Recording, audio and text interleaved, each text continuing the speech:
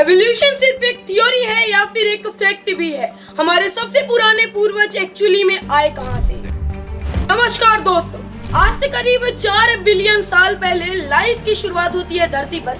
Billions of years evolution के बाद अनगिनत प्रकार के प्लांट्स और एनिमल्स स्पीशीज उभर कर आते हैं। ये सारे पेड़ पौधे जानवर जो आप आज के दिन देखते हैं, ये सारे आए एवोल्यूशन के चलते। इनमें से एक स्पीशीज होती है होमो सेपियंस की, यानी इंसानों की। लेकिन सवाल ये उठता है कि जब इंसान बंदरों से इवॉल्व हुए तो आज के दिन भी हमें बंदर क्यों देखने को मिलते हैं? इस सारे बंदर, चिंपांजीज और गोरिल्ला इस सारे इंसानों में इवॉल्व क्यों नहीं हो गए? ऐसे सवाल अक्सर उठाए जाते हैं लोगों के द्वारा। कुछ लोग तो एवोल्यूशन को ही नकार देते हैं, कहते हैं कि ये सब झूठ है। आखिर कितनी सच्चाई है इस एवोल्यूशन की थ्योरी में? ये थ्योरी है या फिर एक फैक्ट भी है? कैसे ये अलग अलग प्रकार के जीव इवॉल्व किए, आइए इस वीडियो में जानते हैं।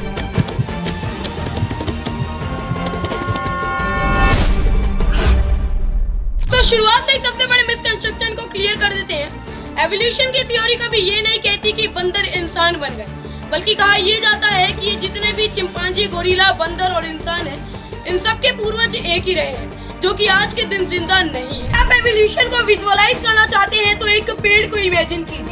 एक पेड़ की शुरुआत होती है सिर्फ एक स्टेम से, फिर आगे जाके उसमें बहुत टहनियां बनती है, फिर उन टहनियों से और छोटी छोटी टहनियां बनती है।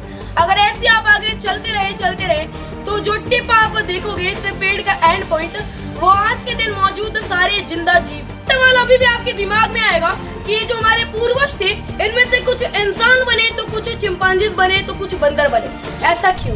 1859 में चार्ल्स डार्विन ने अपनी एक ऐतिहासिक किताब लिखी थी on the origin of the species. इस किताब में उन्होंने जो है the theory of natural selection के बारे में बात किया था। नेचुरल सिलेक्शन सुनकर आपको लगेगा बड़ी मिस्टिकल सी चीज होने लग गई है सभी जीव में, कोई इनर इंजीनियरिंग होने लग गई है सारे जीवों में, लेकिन ऐसा कुछ नहीं है। बड़ा सिंपल सा फंडा है। जब भी रिप्रोडक्शन होता है इंसानों में, जानवरों में, पेड़ पौधों में, तो जो जीन्स है वो एक जीव से दूसरे जीव में जाती है। हमारी जीन्स बच्चों में पास ऑन होती है और जब ये होता है तो जीन्स में कुछ म्यूटेशन देखने को मिलते हैं, थोड़े बहुत बदलाव आ जाते हैं जीन्स में, और अक्सर जो है ये जो जीन्स है ये बच्चों में इनहेरिट कर जाती हैं। और जैसे कि फॉर एग्जांपल, अगर आपकी आंखें ब्राउन है और अगर आपके बच्चों में ग्रीन आंखें देखने को मिलती है, तो इसका मतलब अचानक से जो है जीन्स में कुछ बदलाव, म्यूटेशन देखने को मिलता है जीन्स में, आंखों को रंग देने वाला म्यूटेशन। अक्सर ये जो वेरिएशंस होती है इनमें से कुछ फायदेमंद होते हैं तो कुछ नुकसानदायक होते हैं अपने एनवायरनमेंट के चलते, और कुछ सरवाइव कर पाते हैं तो कुछ डायट हो जाते हैं। और अक्सर इसी प्रोसेस को कहा जाता है द नेचुरल सिलेक्शन।